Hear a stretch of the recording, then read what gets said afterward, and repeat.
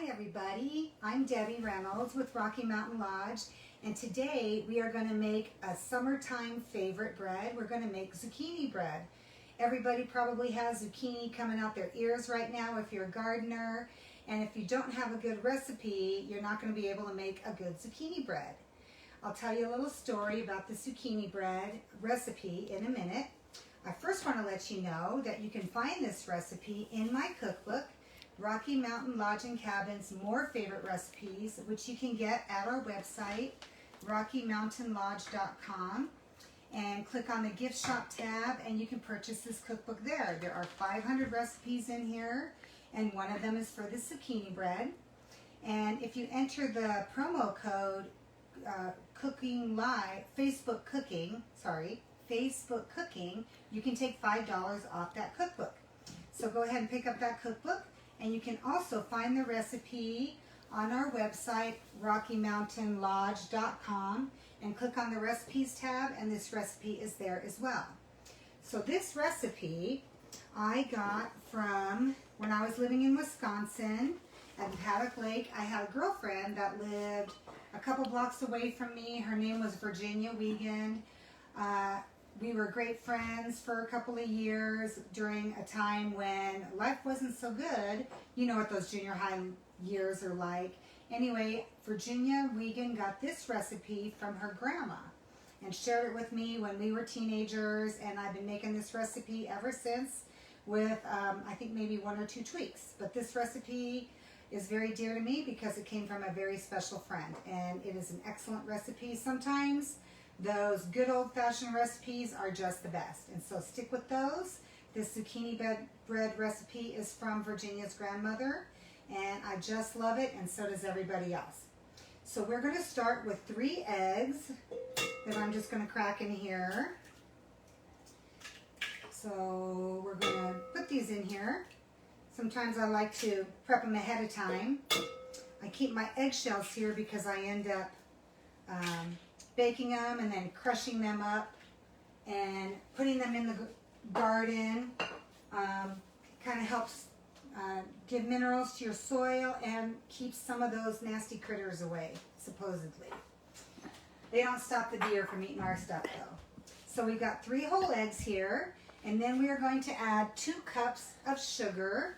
Now I live at high altitude, so I'll tell you some of my tips for high altitude baking. If you live at high altitude, one of the first things you're going to do is you're going to decrease your sugar by about 1 to 3 tablespoons per cup. So I've got this decreased a little bit. And then I'm going to bring this over here to my mixer.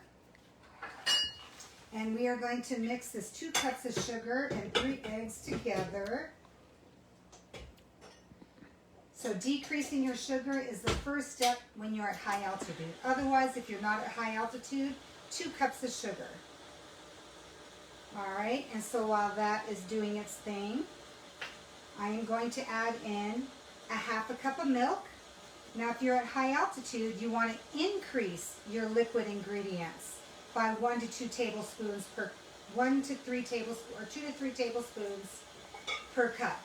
So I have a little extra milk in here since I'm at high altitude. Then we're going to add 3 teaspoons of vanilla extract. And 1 cup of oil. Oh my gosh. I know. Hey, my husband just said, oh my gosh. And yes, that seems like a lot of oil, but we're going to be making 2 loaves of zucchini bread. So it's going to make like 32 slices, so not to worry. Now, if you don't want it, so much oil in there, you can substitute applesauce for oil to make it a little healthier. Nah. But when you've got a good thing, why mess it up by making it healthier? You can even do half and half oil and half applesauce if you want to decrease that if you'd like, to cut back a little bit on that oil. All right, and now, so that's it for the wet ingredients.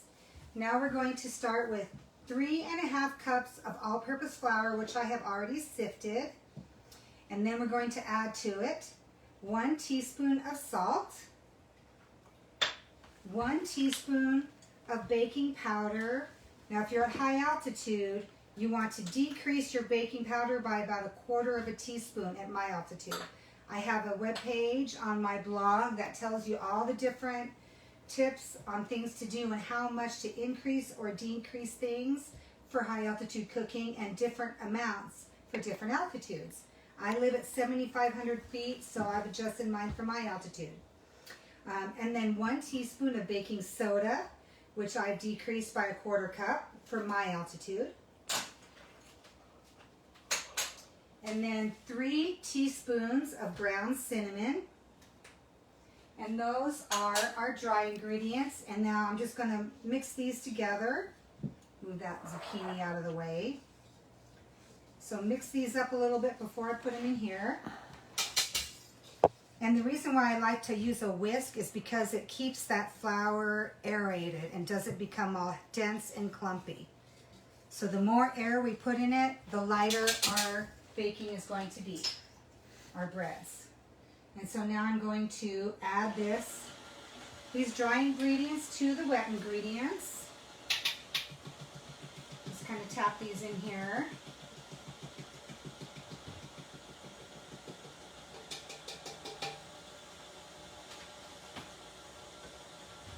And let those incorporate. And I have my oven preheated to 350 degrees. However, if you live at high altitude, you want to increase your baking temperature by 25 degrees. So my oven is actually preheated to 375 degrees. So 350 if you're at regular sea level, and 25 degrees hotter, 375 if you are at high altitude. All right, so that's mixed well. You just want to mix it until they're blended. Now I have 2 cups of grated zucchini, and this zucchini is from my garden. I have been trying to grow zucchini for the past few years. I struggle a little bit at altitude, but my daughter actually gave me a little tip today, or this year, about pollinating your zucchini. Bees are supposed to do that, but we haven't had lots of bees around here lately. And so she showed us how to pollinate your zucchini if you don't have bees. There are actually male zucchini flowers and female zucchini flowers, which we didn't know this. And so the way you can tell the difference between the male and the female is if you look at the flowers, the male zucchinis will just have 1 stamen in the middle, and then the female will have like a little cluster of stamen. And so you just pluck off that little stamen from the male zucchini flower, and then you just rub it on the little stamen on all of the little female flowers, and then your zucchini are pollinated and you're going to get great zucchini. In the past couple of years I've tried to grow zucchini, and they'll start to grow and they'll get about this big and then they kind of shrivel up and fizzle. And that's because they haven't been pollinated. So this year we've been pollinating our zucchini, and I have got quite a bit of zucchini this year. So there's a tip for you for today. Pollinate your zucchini if you don't have bees doing it. Okay, so I'm just going to go ahead and mix into this zucchini. I'm also going to add in 1 cup of chopped walnuts. These are optional. If you don't like nuts, you can skip it. My hubby actually likes raisins in his, so that's another good thing that you can add, or you can skip the nuts and the raisins altogether.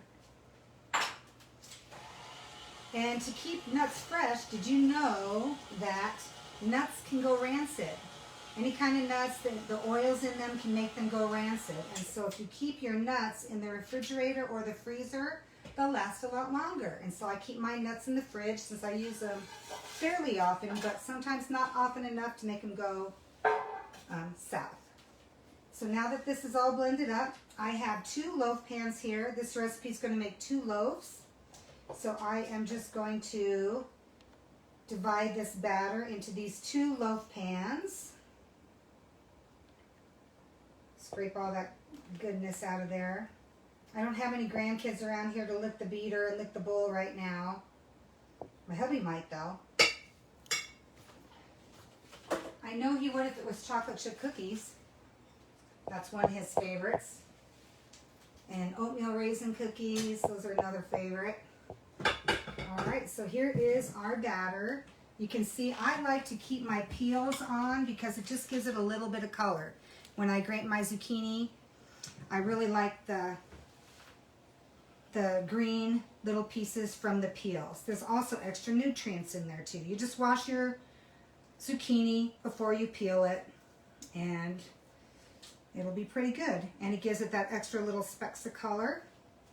And so I'm just going to get all of this in these 2 pans. It doesn't take very long to make this.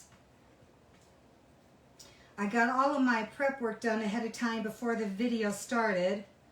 That's called mise en place. That's a French word for everything in place. I was thinking about not grating my zucchini until I got on here so I could show you my fancy food processor. But I decided to save some time. All right, so there's all of that in there. And if I wasn't on video, I would just lick my fingers. But I think I have to be proper right now. Okay, so my oven is preheated to 375 degrees at my altitude, otherwise 350 degrees at normal altitude. And it takes about 1 hour to cook this zucchini bread. All right, and so that's going to do its thing. And I will show you a loaf here that I just made a couple of hours ago. So here's the one that's done. So it should just come right out. And this is what the zucchini bread looks like when it's done. I'll cut it for you and you can see it on the inside. Need a good knife here. All right. My favorite piece is this end piece. It's crunchy on the outside and soft on the inside. You can see how nice and soft that is. But I'll cut a few pieces here and you can see what they look like. You can see the little green specks from the zucchini. You can see some of the nuts in there. You can even add a little bit of butter to that if you want. This particular loaf didn't rise as much as I wanted it to because I forgot to do the high altitude modifications. But if I did, it would rise a little bit more and have that little rounded top that it should have. And so that's how you make a delicious zucchini bread that's nice and moist and tender and perfect for late summertime baking. So next week, if y'all want to come back, I will be making a favorite that I used to serve at the Bed and Breakfast Inn when we ran the Bed and Breakfast Inn for 17 years.